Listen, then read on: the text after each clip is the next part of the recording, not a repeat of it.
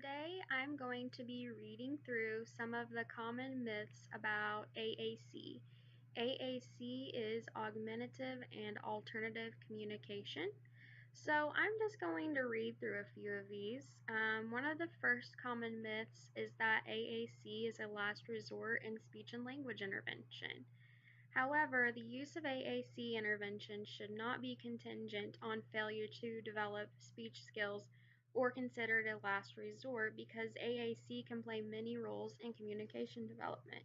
And oftentimes, AAC actually encourages a child to verbally communicate. So, another one of the myths was that AAC hinders or stops further speech development.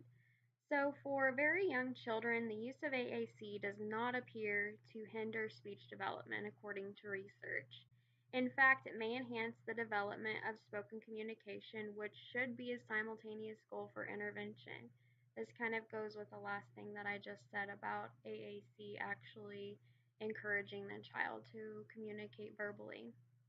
Um, Also, another myth, speech generating AAC devices are only for children with intact cognition. This is definitely not the case. In fact, at the speech and hearing department here at ISU, we had a camp called Camp Bruce, and a lot of the children, there was a range that used AAC devices. So, the technological developments in AAC devices have made a broad range of options available. So, it's not a one size fits all thing with AAC devices. There are many options. Some of them are simpler, some of them are more complex.